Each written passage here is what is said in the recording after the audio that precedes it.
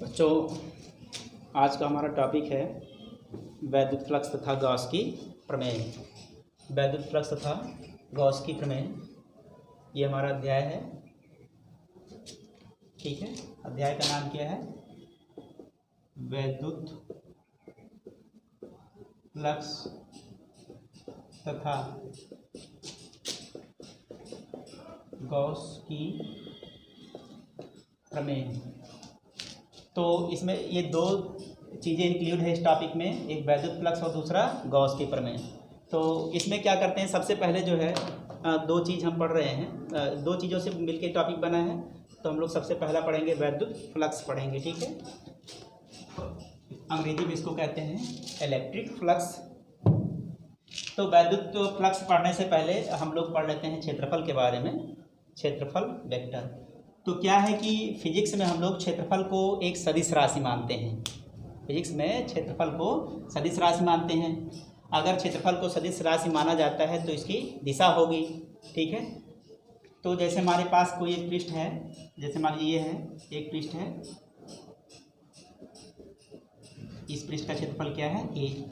इस तरह से ये पृष्ठ हमारा रखा हुआ है। तो अगर इसके पास डायरेक्शन है तो इसकी डायरेक्शन कैसी होगी? इस पृष्ठ के लंबवत, इसी पृष्ठ के लंबवत ऐसे बाहर की तरफ। ठीक है, क्षेत्रफल वेक्टर की क्या होती है? दिशा होती है। तो याद रखना है हमको कि क्षेत्रफल क्या है? एक सदिश राशि है। इसकी दिशा किधर होगी? उसके पृष्ठ के लंबवत होगी, उसके पृष्ठ के लंबवत होगी। अब पृष्ठ में दो चीज़ें होती है। देखिए, एक पृष्ठ जो है इधर की तरफ में और इधर। तो हम क्या करते हैं, किसी एक तरफ हम क्षेत्रफल वेक्टर की दिशा लेते हैं। और किधर ले रहे हैं? पृष्ठ के लंबवत हमने ऐसे बाहर की तरफ में ले लिया, एक डायरेक्शन में हमने इसको ले लिया, इसकी दिशा। अब इसी तरह से पृष्ठ कई तरह के होते हैं। जैसे एक बंद पृष्ठ होता है, मान लीजिए ये बंद पृष्ठ हमारा है, एक कोई डिब्बा है, जैसे ये है, ये भी क्या है? एक बंद पृष्ठ है। अगर ये बंद पृष्ठ है तो इसके पास कितने पृष्ठ हैं? 6 हैं। एक 2 3 4, पीछे वाला और ये सामने वाला 6 पृष्ठ। तो अगर एक पृष्ठ ये ले रहे हैं तो ये भी एक सदिश राशि है ना, इसके पास क्षेत्रफल है। इसकी दिशा क्या होगी? पृष्ठ के लंबवत ऐसे हम लोग लेंगे इसे बाहर की तरफ। ऐसे ये वाला पृष्ठ है अगर, तो इसके लंबवत हम लोग लेंगे बाहर की तरफ। इसी तरह से क्या लेंगे, अगर ये बंद पृष्ठ है तो बाहर की तरफ में हम लोग क्षेत्रफल वेक्टर की दिशा को ले लेंगे इस तरह से। ये सामने वाला है तो इधर ले लेंगे और पीछे वाले के लिए उधर ले लेंगे। ठीक है, अगर कोई मान लीजिए जैसे गोला है, ये भी एक कोई गेंद है, जैसे गेंद भी क्या है? बंद पृष्ठ है। तो अगर हम लोग इसकी जो है दिशा लेना चाहते हैं तो किसी भी बिंदु पर इसकी दिशा जो है कैसे होगी? इसके पृष्ठ के लंबवत ऐसे बाहर की तरफ क्या होगी? क्षेत्रफल वेक्टर की दिशा होगी। तो हमें जब क्षेत्रफल वेक्टर की दिशा लेनी होगी तो जो भी पृष्ठ दिया रहेगा उस पृष्ठ के लंबवत हम लोग क्या लेंगे? क्षेत्रफल वेक्टर की दिशा लेंगे। तो इस चीज़ को हमें याद रखना है। ठीक है, अब हम समझते हैं वैद्युत फ्लक्स क्या होता है। ठीक है, वैद्युत फ्लक्स।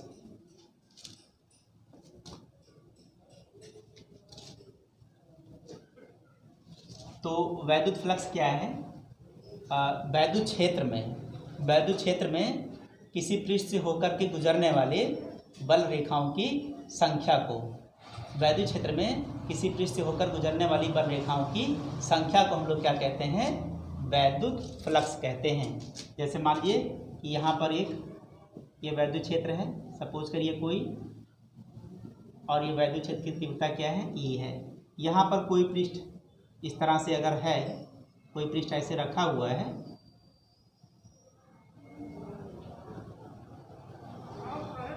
ठीक है, तो ये हमारा पृष्ठ है जिसका क्षेत्रफल क्या है? ए है। और ये वैद्युत क्षेत्र इसमें से होकर के, वैद्युत बल रेखा इसमें से होकर के गुजर रही हैं। तो किसी पृष्ठ में से होकर गुजरने वाली जो वैद्युत बल रेखाओं की संख्या होती है, इसी को हम लोग क्या कहते हैं? वैद्युत फ्लक्स कहते हैं।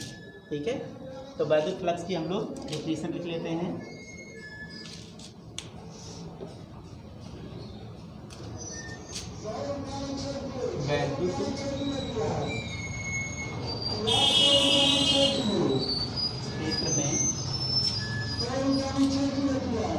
वैद्युत क्षेत्र में किसी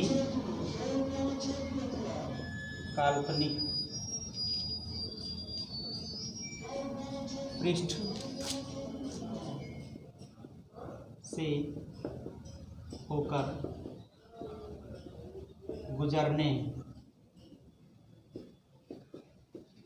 वाली वैद्युत बल रेखाओं की संख्या को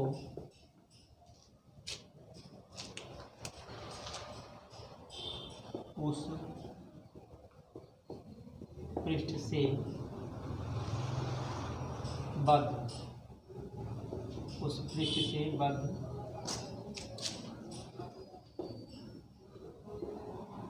वैद्युत फ्लक्स कहते हैं। ठीक है, अब इस फ्लक्स को हम लोग किससे प्रदर्शित करते हैं? फाई से। वैद्युत क्षेत्र में किसी काल्पनिक पृष्ठ से होकर गुजरने वाली वैद्युत बल रेखाओं की संख्या को उस पृष्ठ से बद्ध हम लोग वैद्युत फ्लक्स कहते हैं। तो ये वैद्युत फ्लक्स की डिफिनीशन है। ठीक है, अब ये जो वैद्युत फ्लक्स होता है किन किन बातों पर निर्भर करता है? वैद्युत फ्लक्स किन बातों पर निर्भर करता है? तो वैद्युत फ्लक्स देखिए इतनी चीज़ों पर डिपेंड करता है। जैसे मान लीजिए हमारा एक वैद्युत क्षेत्र है, ठीक है, इस वैद्युत क्षेत्र में हमारा कोई एक काल्पनिक पृष्ठ हमारा स्थित है। हमने बोला कि इस पृष्ठ से गुजरने वाली वैद्युत बल रेखाओं की संख्या को, अब मान लीजिए कि इस पृष्ठ से 1 2 3 बल रेखाएं गुजर रही हैं। ठीक है, तो अगर हम इसमें क्या करें कि वैद्युत क्षेत्र की तीव्रता को और बढ़ा दें, वैद्युत क्षेत्र की तीव्रता को और बढ़ा दें, जैसे इससे और वैद्युत बल रेखाएं गुजरे और वैद्युत बल रेखाएं गुजरे, तो अगर इससे वैद्युत बल रेखाएं और गुजर रही है तो इसका मतलब क्या हो गया? वैद्युत क्षेत्र की तीव्रता बढ़ गई। तो वैद्युत क्षेत्र की तीव्रता जब बढ़ जाएगी तो 1 2 3 4 5 देखिए अब और ज़्यादा वैद्युत क्षेत्र की तीव्रता हो गई। जब वैद्युत क्षेत्र की तीव्रता और ज़्यादा हो गई तो फ्लक्स क्या हो जाएगा? और ज़्यादा हो जाएगा।